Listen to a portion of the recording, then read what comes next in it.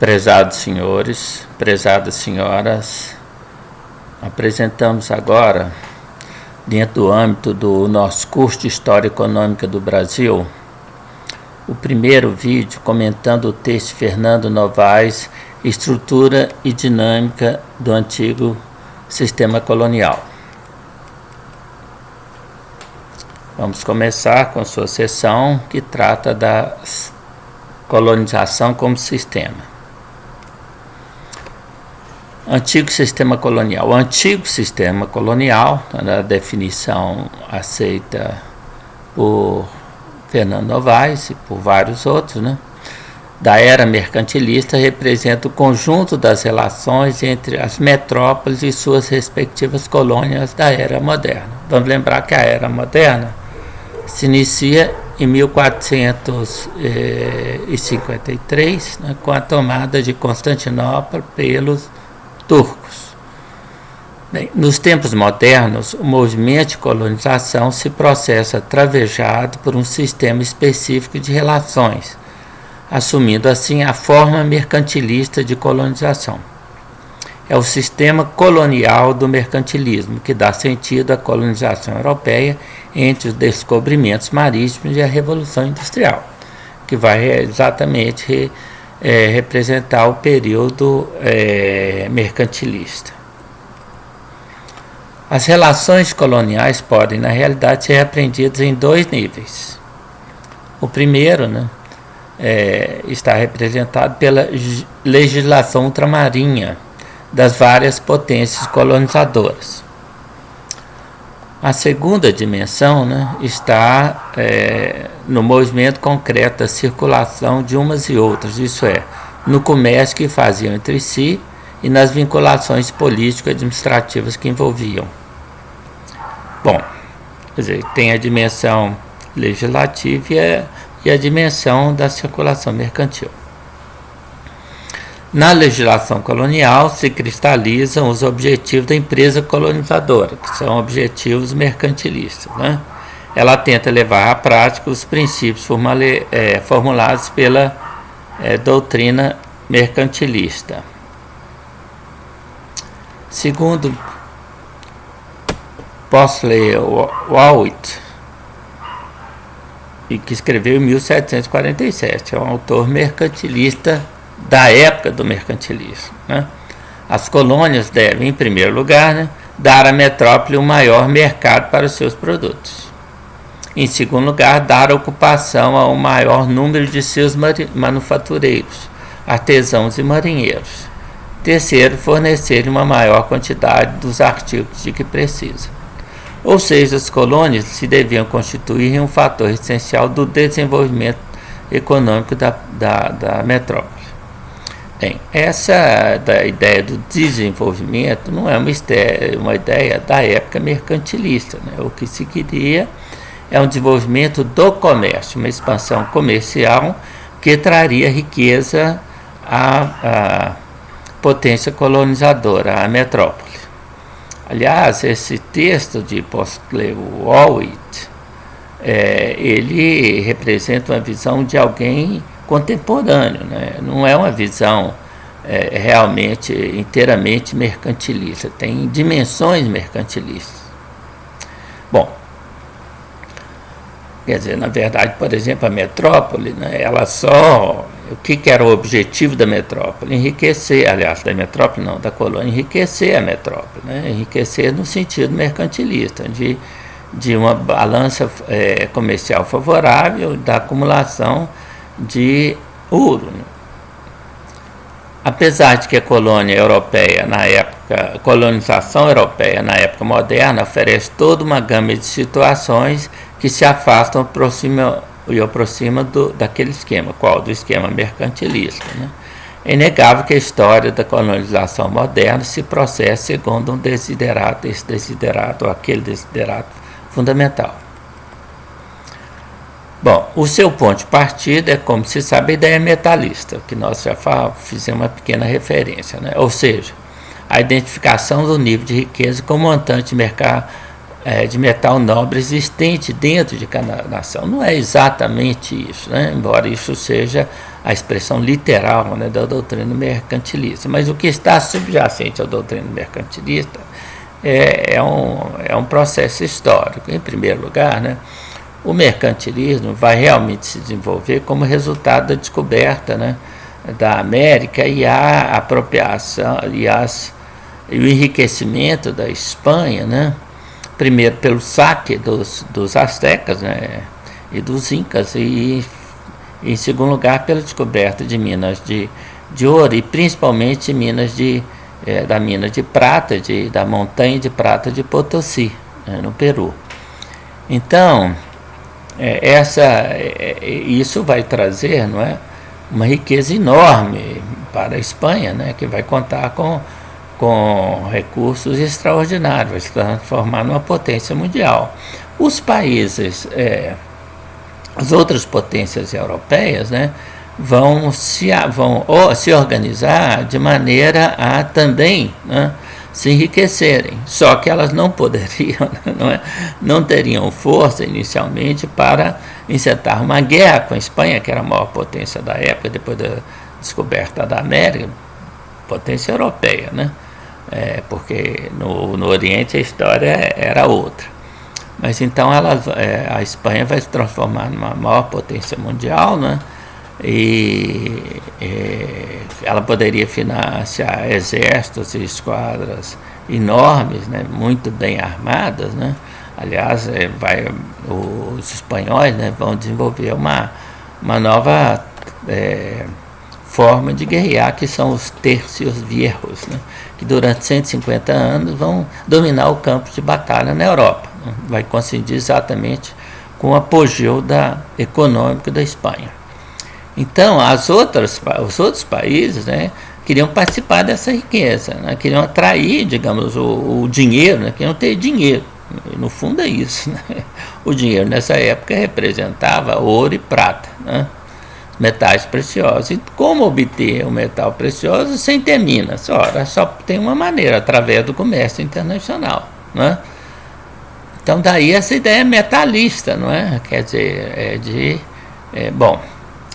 supunha, né, a teoria supunha que os lucros se geram no processo de circulação das mercadorias. Isso não é uma suposição à toa, e não é um mito, não é um inverídico. Efetivamente, né, o lucro vai nascer do comércio nessa época, né? Você vai manter os mercados desabastecidos e isso vai gerar e vai manter o monopólio, né, do comércio, né, de produtos demandados principalmente pelas elites dos diferentes países, né, pela nobreza mais rica desses países. Então, vai se criar um sistema, né, em que vai permitir, através da manutenção de mercados desabastecidos, né, sempre com fome de produtos importados, dispostos a pagar preços exorbitantes, né, e aí vem o lucro comercial, né. Bom, então continuando, isso configura vantagem em detrimento parceiro. Doutrina da balança comercial favorável, a maneira de promover a entrada líquida de bullion é metal, né, metal precioso, né, termômetro da riqueza nacional. Bom, tá certo?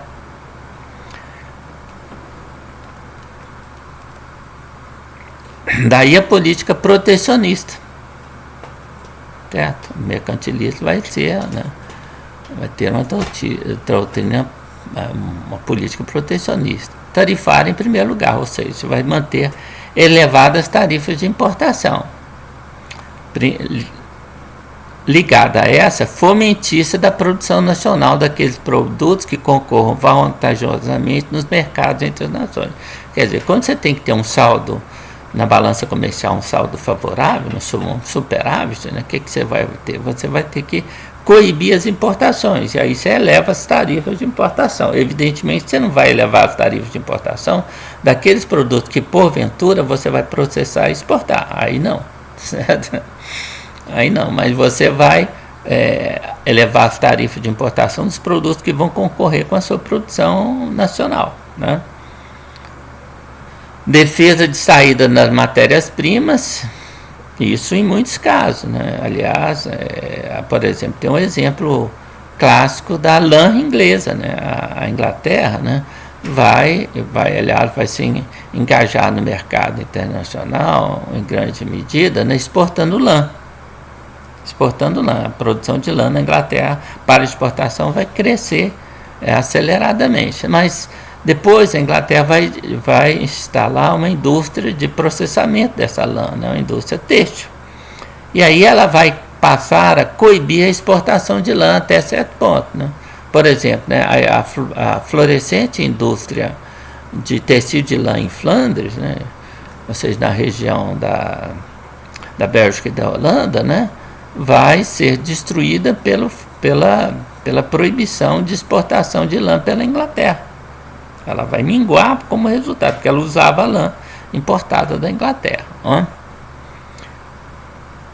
Inversamente, estimula a entrada de produtos primários, ó, desde que sejam produtos, né, que não concorram com a produção doméstica. Mas, em princípio, né, os países europeus não vão produzir matérias-primas, né, com raras exceções. Nós já falamos, as exceções não são tão raras, né, mas a maioria dos países, né, não vão exportar matérias-primas. Nós já citamos o caso da lã, né.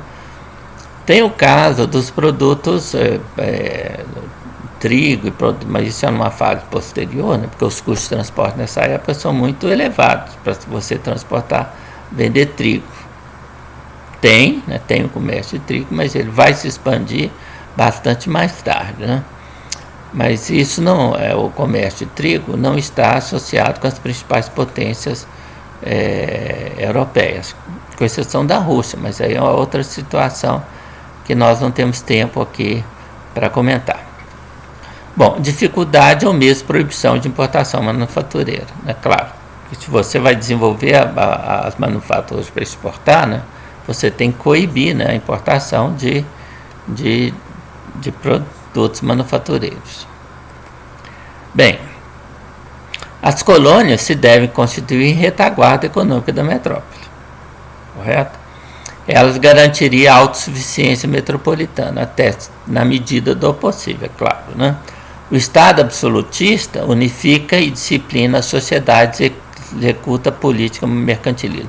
Em grande medida, né, isso não é verdade inteiramente, né, mas em grande medida o Estado absolutista é fruto da emergência do comércio, do desenvolvimento comercial. Por quê? Porque o desenvolvimento comercial, né, e a burguesia comercial a burguesia vai se transformar na principal fonte de renda monetária. Porque você tinha a nobreza, né, a nobreza territorial, a nobreza que vem da Idade Média, né? Aliás, nós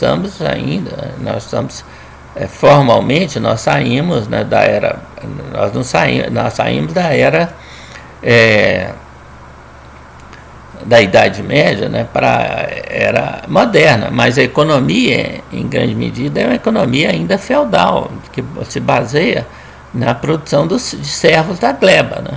Isso, nós já temos um desenvolvimento, né, do campesinato independente, principalmente na Inglaterra, né, mas na maioria dos países a produção servil ainda é dominante na Europa Ocidental. Então, você tem, né, a nobreza ainda é a principal força política, né, mas ela não gera renda monetária, ela gera renda em produtos, né? Quer dizer, nesse período nós já temos a transformação da renda produto em renda da terra, né, em renda monetária, mas isso é um resultado do próprio comércio, né?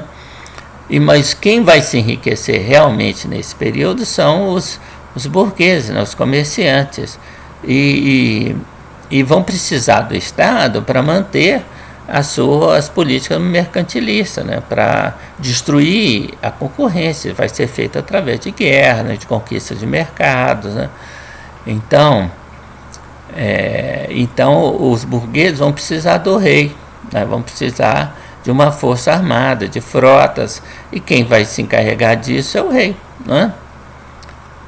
Então, e aí eles têm que dar dinheiro do rei para financiar o desenvolvimento de um exército e de uma marinha, né, reais. E aí o rei vai se tornar um rei muito mais poderoso do que os outros senhores feudais, né? E aí vai se gerar o absolutismo. Isso não é a história completa do absolutismo, né? Está faltando muito, mas é um elemento importante da emergência do Estado absolutista, né? O Estado absolutista e o mercantilismo promanam de um mesmo processo, é o que nós acabamos de falar, né? Ou seja, a frase crítica de ultrapassagem da estrutura feudal. Aí nós já começamos a notar no texto do Fernando Novaes, que é um texto brilhante. Eu li esse texto quando eu estava na graduação, né? Na primeira metade da década de 70, e eu fiquei encantado. Esse texto é de 1973, 74, né? E eu fiquei, que é a parte da tese do Fernando Novaes, né? E eu fiquei encantado com a beleza das construções, um texto magnífico, uma construção magnífica. Mas já naquela época eu observei, né, na leitura um importante componente, né, teleológico. Quer dizer, é como se isso tivesse sido montado para se gerar o capitalismo. Tá certo? É claro que esse processo vai fazer parte da gênese do capitalismo, mas não no sentido teleológico. Quer dizer, teleológico é aquilo que tem uma finalidade, né? Que caminha numa certa direção. Isso pode ser dito, né, a posteriori, né? Porque não havia nada nessa época que dissesse que o mercantilismo, né, faria parte da geração do sistema capitalista. Até porque, embora ele tenha fornecido uma condição imprescindível do capitalismo, que é a expansão das relações mercantis, essa própria expansão das relações mercantis vai levar à chamada segunda servidão no leste da Europa, em lugar do capitalismo, né? Na Polônia, na Rússia, tá certo? Nos países bálticos, né? Ou seja, vai levar um reforço do feudalismo em vez de gerar uma ultrapassagem do sistema feudal. Vamos gerar, então ele vai causar duas coisas contraditórias, né? Então não se pode ter essa visão de que no destino do mercantilismo estaria a emergência do capitalismo. E o capitalismo vai surgir com a subordinação do capital comercial, do comércio, à indústria, ao capital industrial, né? Vai acontecer com a revolução, como resultado da revolução industrial. Então, a mudança aí vai desaparecer o mercantilismo, né? Bem, então, mas essa é uma discussão, é importante ter isso em conta para se entender bem o texto do Fernando Novaes, porque nós encontramos essa dimensão teleológica em muitos escritos, né? Muitos marxistas, historiadores marxistas, né, vão por um caminho teleológico, que aliás é contrário ao próprio pensamento marxista, né, ao próprio método do Marx. Bem, da mesma forma, a expansão ultramarina permite romper os limites estreitos em que se movia a economia mercantil até o fim da Idade Média. Ok? Porque vai expandir o mercado extraordinariamente, né? As relações mercantis. Bom, aqui, né, está nós tomamos na internet, né, um esquema da Idade Moderna, o absolutismo, né? Quer dizer, o Estado absolutismo vai apoiar os negócios burgueses, tá certo? E vai sustentar a nobreza. Isso está errado. A nobreza não vai ser sustentada pela coroa, né? A nobreza, né, vai sustentar a si mesma a partir da renda da terra, né, dos rendimentos do trabalho dos servos, tá certo? Que não estão, ainda tem nesse período, né? tá certo? Então isso aqui está errado. Isso está errado. Isso eu encontrei em vários. Ela não sustenta, não é o Estado, o absolutismo, que pelo menos não existe Estado, o Estado em processo de formação, né? Já existem dimensões do Estado moderno, né? Mas a nobreza continua, ela continua vivendo da renda da terra, da renda dos seus, ou de seus, dos camponeses, ou servos ou não, né? Os servos ou arrendatários, né? Vai haver o processo de transformação de servos em arrendatários, principalmente na Inglaterra, né? Que vai sair na frente nesse processo. Na França também, né? Com atraso, mas na França também, tá certo? Então, essa ideia aqui está errada, né? Mas o Estado absolutismo, né, vai promover o mercantilismo, né? Meios, protecionismo, colonialismo, né? Pirataria nos países vai ser importante para a Inglaterra e a França, né? Porque não tinham acesso nem às especiarias no século XVI, né? Que estavam na mão principalmente dos portugueses, e muito menos da ouro e a prata da América, né? Que estava nas mãos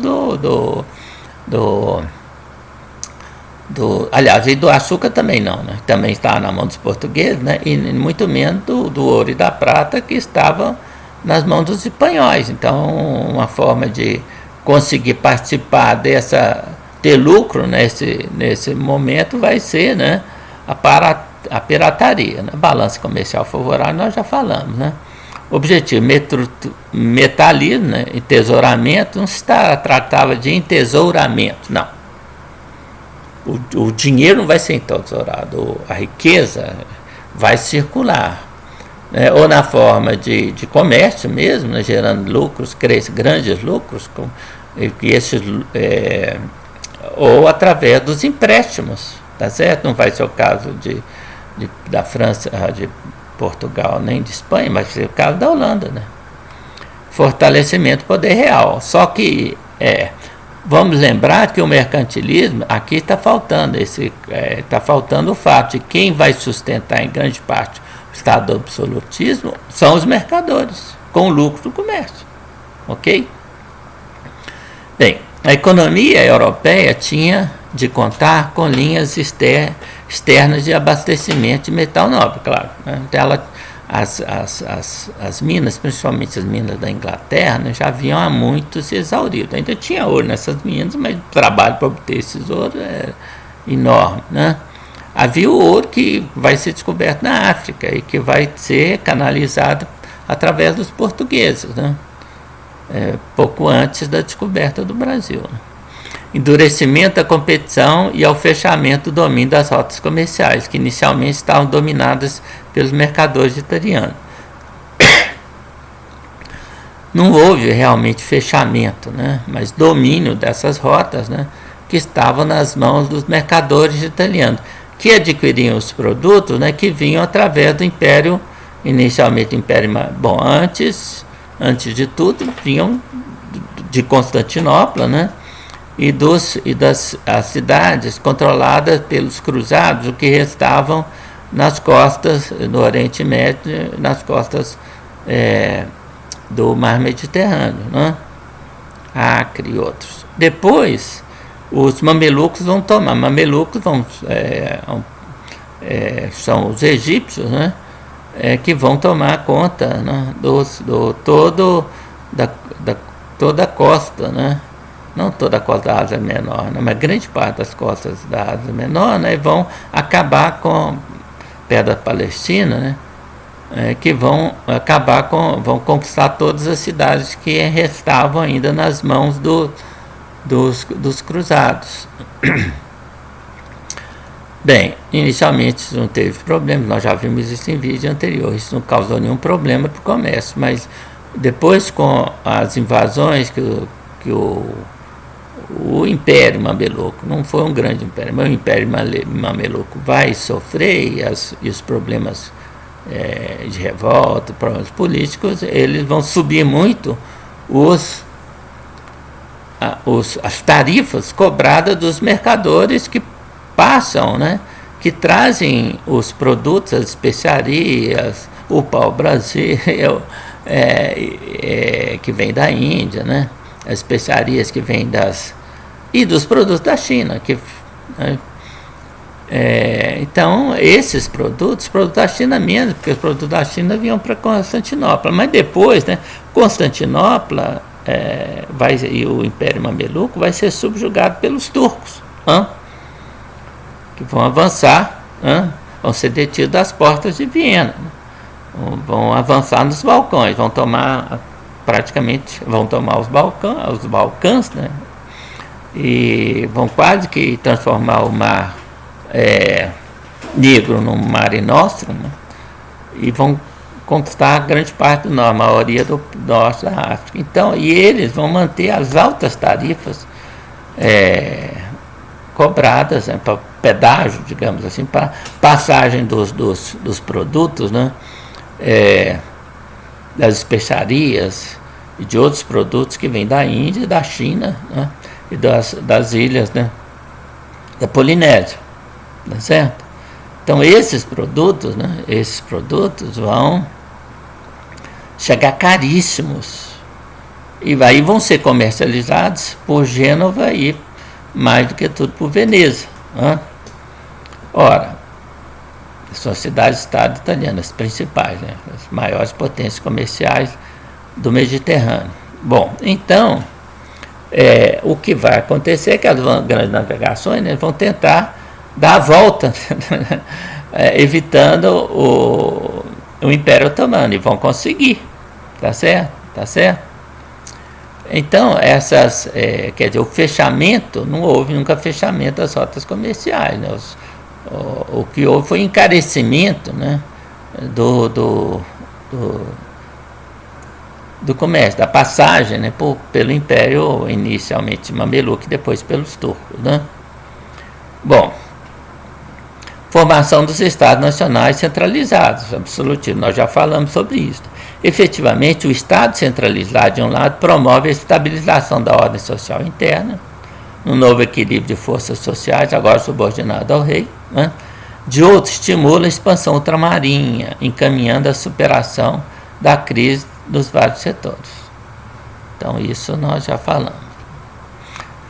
Bom, só o Estado centralizado pode funcionar como organizador da superação da crise ou das crises, catalisando recursos em escala nacional e internacional, avalizando os recursos do empreendimento ultramarino. Portugal, Espanha, Províncias Unidas é a Holanda, né? Ela fariam parte de Flandres, né? Mas com a guerra de independência, né, o norte de Flandres, né, que são as Províncias Unidas, vão se separar vão se separar da Espanha, né? Vão ter uma guerra de longa duração, né? E aliás, isso vai afetar muito o Brasil, depois nós vamos ver isso, né? Aliás, nós já vimos em vídeo anterior, né? Inglaterra e França lançam-se na concorrência comercial e colonial na medida em que se organizam internamente como estados unitários descentralizados. E, aliás, né, isso foi a centralização anterior, tá certo? O Estado é anterior, mas ela vai ser reforçada pelos lucros que vão surgir do comércio ultramarino. Absolutismo, sociedade estamental. O que é sociedade estamental? A sociedade se organiza não somente por classe, toda sociedade tem classes sociais, né? Mas, por exemplo, né, a sociedade medieval, né, você tinha o clero, né, você tinha o clero e você tinha a nobreza, você tinha os servos. Os servos é que sustentavam todo o edifício, tá certo? É claro que você tinha camponeses independentes, muito poucos, né? Você tinha artesãos independentes, mas a maioria também era serva, né? E você tinha, sustentando a base da pirâmide social, eram servos. Acima vinha a nobreza, tá certo? Bom, e a igreja? A igreja é um estamento. Por quê? A igreja primeiro você tinha você tinha a igreja dos pobres e a igreja dos ricos. A igreja dos ricos era formada também por nobres. Então ela a mesma classe social, tá certo? A mesma classe social, só que é um estamento, porque tem uma diferença, né? Um nobre, quer dizer, tanto um bispo quanto um duque, um conde, sei lá o que, eram nobres, certo? Ambos eram donos de terra, né? Donos de terra, então viviam do trabalho de servo, então pertenciam à mesma classe, mas tinha uma separação, né, em termos de comportamento, em termos de organização social, né? Então isso é um estamento. Por exemplo, na União Soviética também tinha um estamento. Você tinha, né, entre a classe, não era a classe dominante, né, no sentido das sociedades capitalistas, né, mas a classe governante, governante não era proprietária dos meios de produção. A propriedade era um Estado, né, mas era um estamento. Você tinha a burocracia estatal, né, os administradores das empresas. Então esses são estamentos, pertenciam, né, às classes que administravam, né, o sistema, né, a maior parte pertencia ao Partido Comunista, né, a grande 90 e tantos %, sei lá, não tem um exato número, mas é a grande maioria, né. Bem, então isso são estamentos, né. Capitalismo comercial, tá certo? Né? Na agricultura você não tinha capitalismo, tá certo? Você tinha produção lá, que tanto feudal, baseada no trabalho servil, e tinha os camponeses independentes, né? Começava a surgir a denominada burguesia rural, ou seja, aqueles camponeses que contratavam mão de obra, né? Mas isso está muito na origem, né? Você tem a política mercantilista, mas você tem a expansão ultramarina e colonial, né? São, portanto, parte de um todo. Isso se articula, né? Isso são peças de uma engrenagem, né? Interagem reversivamente nesse complexo que se poderia chamar, mantendo um termo de tradição, o antigo regime. Bom, o antigo regime tem uma dimensão política, tá certo? Qual que é a dimensão política? É o Estado absolutista, né? Representou a fórmula da burguesia mercantil a assegurar-se das condições para garantir sua própria ascensão. É o que nós falamos, né? Os burgueses vão dar dinheiro ao rei, vão financiar o rei, e o rei vai garantir, né, as guerras comerciais, né, vai favorecer a expansão comercial, né? Vai dar cartas de curso, né, para os súditos realizarem a pirataria legal, certo? Então ele vai favorecer a ascensão, o fortalecimento da burguesia comercial, né, dos comerciantes, e ao desenvolvimento do capitalismo comercial. É isso que nós estamos falando. Trata-se, em última instância, de subordinar todos ao rei, mais ou menos. Teoricamente, politicamente, sim, não é? E orientar a política da realeza no sentido do progresso burguês. Aí está perfeito, tá certo? Quer dizer, esse é o sentido último, não é? Isso não esgota, evidentemente, isso não esgota, né, a descrição do feudalismo, e muito menos do que acontecia no momento, mas isso era o trato decisivo dessa época, né? Bem, e aí vem a colonização europeia, né? Aparece, em primeiro lugar, como um desdobramento da expansão puramente comercial, tá certo? Da expansão comercial vem os descobrimentos para contornar, né, o problema, o Império, né, Otomano. Primeiro os mamelucos, mas principalmente o Império Otomano, né? Isso vai levar ao escampo com os aborígenes, né? O comércio com os aborígenes e o povoamento para garantir a posse, tá certo? No Brasil, isso vai ser muito nítido, nós já falamos sobre isso. E, na verdade, você vai desenvolver a produção mercantil para tornar rentáveis os novos domínios. Ou então a mineração, né? De ouro e prata, né? Como fez a Espanha, tá certo? Isso vai fazer parte, né, daquilo que se chama de acumulação primitiva. Mas o que significa acumulação primitiva, né? A acumulação primitiva significa, né, o processo de constituição do capitalismo. Esse é um termo criado por Marx, né? A gênese do capitalismo significam várias coisas, né? Mas significa principalmente a violência, né, para a constituição do capitalismo. Vai ser um traço fundamental da constituição do capitalismo, né? Quer dizer, o grande exemplo que o Marx dá, o Marx criou esse texto principalmente para explicar o processo de apropriação privada das terras comuns, das terras dos servos, que eram dos servos e dos senhores feudais, né? Não era propriedade, não existia propriedade privada no sentido moderno na Idade Média, né? Então a exploração, os camponeses, os servos tinham a terra em que eles cultivavam os seus produtos, né? E tinham uma terra que era, os senhores também tinham suas terras cultivadas pelos servos inicialmente, através da corvéia, depois isso vai mudar, mas e tinham os bosques, as pradarias, né, que eram áreas comuns, tá certo? E essas áreas comuns eram essenciais para a reprodução da família, né, para que a família camponesa, né, seja serva, seja arrendatária, vivesse.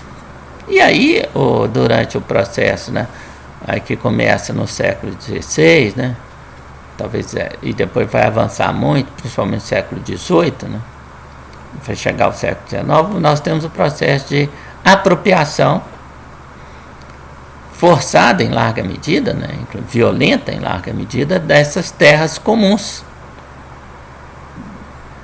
E isso foi essencial para o surgimento do capitalismo. Mas você usa esse termo em outros sentidos também, né? Nós vamos ver agora, né, alguma coisa nesse sentido. A colonização moderna, portanto, como indicou incisivamente Caio Prado Júnior, tem uma natureza essencialmente comercial, isso nós já vimos. Produz para o mercado externo, fornece produtos, né, fornece, né, produtos tropicais e metais nobres à economia europeia.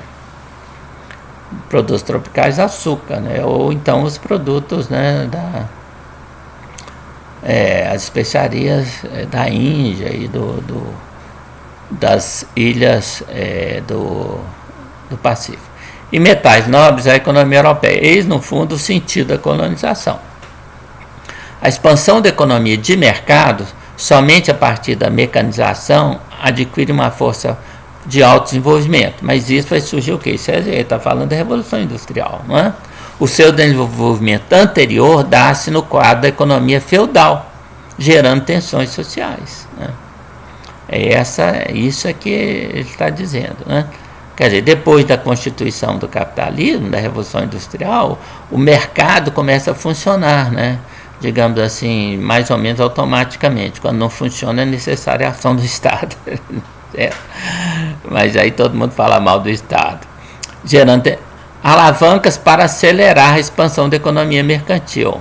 O Estado unitário, com política mercantilista, mais a expansão ultramarina e colonial, né? Isso vão ser instrumentos para acelerar a expansão da economia mercantil. E a economia mercantil, a mercantilização da produção, né, é uma condição da emergência do capitalismo. Ok? Então, nesse sentido, você vai falar, ó, vai sair o capitalismo. Mas como nós falamos, né, o desenvolvimento mercantil unilateral não leva ao capitalismo, né, como o caso da segunda servidão. A burguesia comercial precisa de produtos de apoios externos, induzindo a uma acumulação primitiva. Nós já falamos sobre isso. E essa acumulação vai gerar tensões sociais e políticas provocadas pela montagem de todo um complexo sistema de estímulos. O mercantilismo foi, na essência, a montagem de tal sistema. E o sistema colonial mercantilista, suas peças fundamentais. A principal alavanca do capitalismo moderno. Não foi. Definitivamente não foi. A principal alavanca do capitalismo moderno foi a transformação das relações servis em relações mercantis. Foi a transformação do servo da gleba em trabalhador livre ou em livre proprietário da terra, em pequeno produtor, ou arrendatário, né, ou proprietário. Isso é que é essencial, né? Tá certo? Então não foi a peça fundamental de constituição mas foi uma peça importante para promover, para propiciar a expansão do comércio. E nesse sentido, sim, né? Então, o capitalismo supõe capital acumulado e mercado consumidor expandido. O mercado consumidor expandido não vai ser resultado do mercantilismo só, porque o mercantilismo vai manter os mercados mal abastecidos, vai manter, né, lucros enormes. Isso vai expandir isso na esfera comercial, isso vai tolher a expansão do mercado. Então, embora ele promova as relações mercantis, né, por exemplo, a produção de açúcar no Brasil, né, vai ser uma produção destinada, o açúcar vai ser destinado totalmente ao mercado externo, né? Então, nesse sentido, é uma produção mercantil. Mas o trabalho escravo, não, né? Tá certo? O restante, nós já vimos isso, né? A renda gerada nesse setor não se espalha. Você não tem um mercado de massas. A própria escravidão impede isso, né? Então, o desenvolvimento capitalista vai romper com posteriormente, a Inglaterra vai promover isso, depois da Revolução Industrial, né? Ela vai combater a escravidão, né? E a escravidão significa, né, um entrave enorme no desenvolvimento capital comercial do mercado, como as relações de serviço também, né? As relações de servo, né? Não as relações escravistas, né? Então, não se pode tomar ao pé da letra o que o Fernando Novaes está falando. A colonização do Novo Mundo, na época moderna, apresenta-se como peça de um sistema. Ok. Instrumento de acumulação primitiva. Sim e não. Tá certo? Porque realmente vai se permitir, né, a expansão do comércio, mas é uma expansão do comércio entravada pelas próprias relações não capitalistas que ela supõe. A servidão, no caso da segunda servidão na Europa Oriental, e na escravidão, né, nas Antilhas, no Brasil, né, as relações de exploração dos índios pela colônia espanhola. Isso foram todos elementos que entravaram o desenvolvimento do mercado. Tá certo? Mas houve também a acumulação de dinheiro, que vai ser uma coisa importante, né? As riquezas acumuladas vão ser um elemento importante, mas não vão ser um elemento decisivo, né, da formação do capitalismo. E nós temos um texto sobre isso, né, que está disponível, que é uma discussão da transição do capitalismo do feudalismo ao capitalismo. Então, toda a discussão sobre isso, nós temos um texto didático, não é um texto acadêmico no sentido de contestar, né, as visões diferentes, mas é um texto propedêutico. Bom, o sentido profundo da colonização reside em ser o elemento constitutivo de processo de formação do capitalismo moderno. Observe que aí está com clareza colocado a visão teleológica do Fernando Novaes, né? O sentido profundo, quer dizer,